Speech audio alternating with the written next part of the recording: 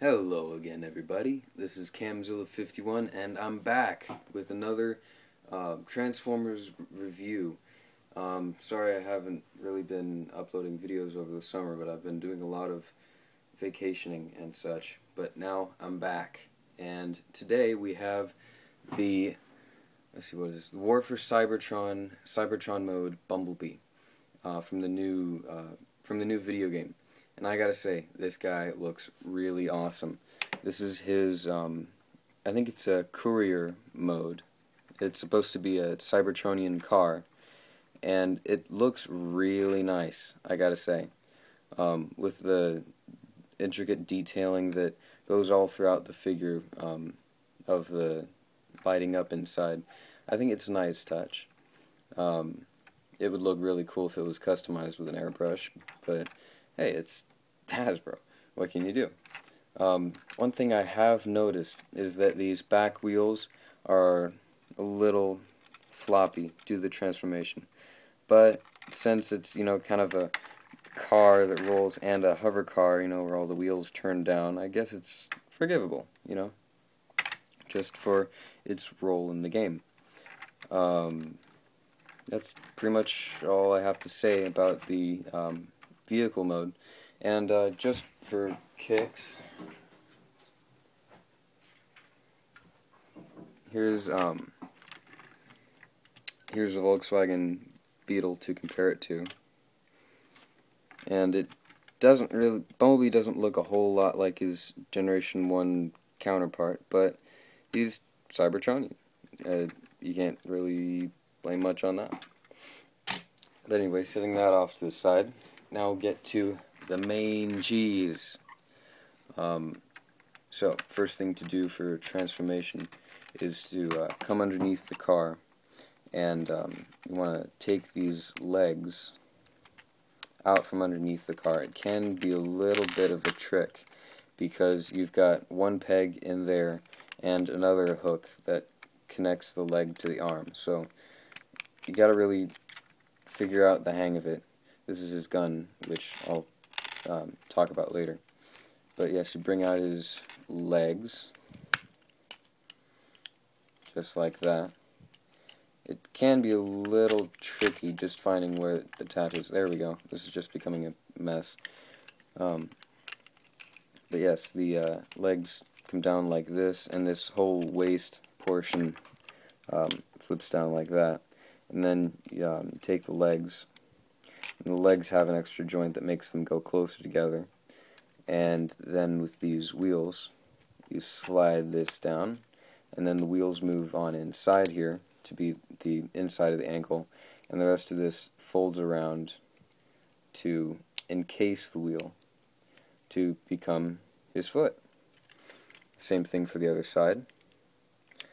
The wheel goes in, and the rest just cases around it. And there you have his legs. Move the camera on up here. Then these arms, which kind of came apart earlier, only they didn't come apart, they just were mistransformed just in all the fumbling and such. What you want to do up here is you want to take this back part up on top and just move it out of the way for the moment so that you can get to the arms, which you take this part, this moves back, and then the arm comes out from behind, and the same thing with the other side. And there are his arms. Then with the backpack, you fold it in half, and then this little flap, which hides his head, fold that like that and around, and there's his head. And then as far as the backpack goes, it's just a matter of putting it up there and sliding it up. Oops. Which I'm not doing so well. There we go. And that locks the backpack into place. And there you have Cybertron mode Bumblebee in his robot mode. And I gotta say, this figure does everything that it should, because this figure looks to me like an emotional sculpture. To put it in the best vocabulary I have at the word right now. but you can tell by his face and his posture that he kind of has a certain grievance to him, where he's, like, it looks like he's seen horrible things as far as the war has gone.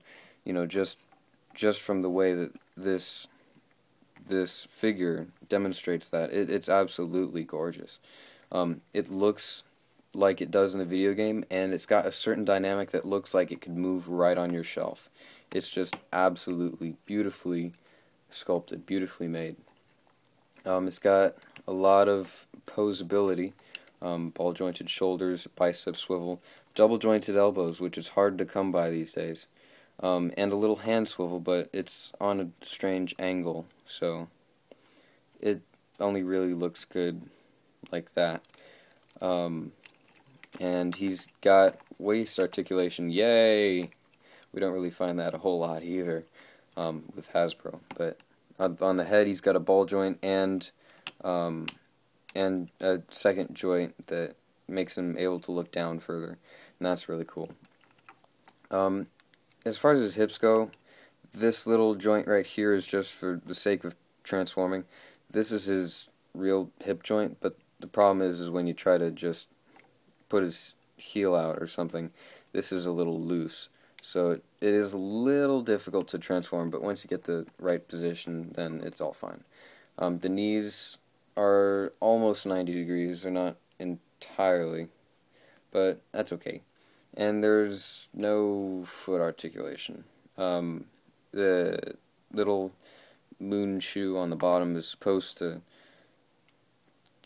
turn for like wider poses, but it doesn't really do it all that well without these little pegs coming out of the feet. These are really hard to secure in, just because of the way they were designed. I wish they were designed a little bit better, but due to all of the things that I like about this figure, it just outweighs that. Turning him around, he does have a bit of a backpack, which some people have compared to a Ninja Turtle shell, but I think it couldn't really be avoided, could it?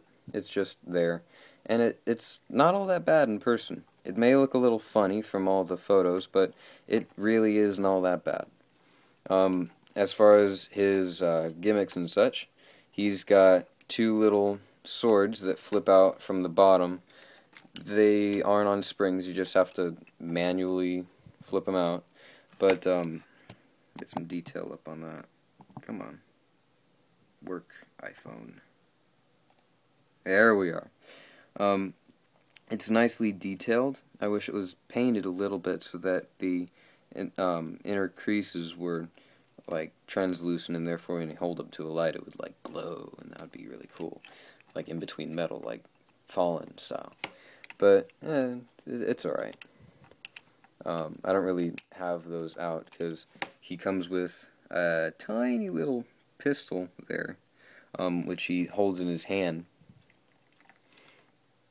and he looks really good with this pistol, I gotta say. This pistol just is like Bumblebee's pistol. It's just absolutely awesome. It's cool for all kinds of poses and such. He doesn't even have to be firing it. He just has to, like hold it up or something, and he looks cool. But overall, I am really pleased with this figure. I applaud Hasbro for, making this, and I can't wait to get the Cybertronian Optimus and Megatron and Soundwave that are going to come out, because they all look really awesome. They have the same dynamic that was seen in the video game. And all in all, this is a really great figure. I highly recommend it, and it's out in stores now, so if you get the chance, pick one up. It's totally worth it. So, this has been Camzilla51 with Cybertron Mode Bumblebee.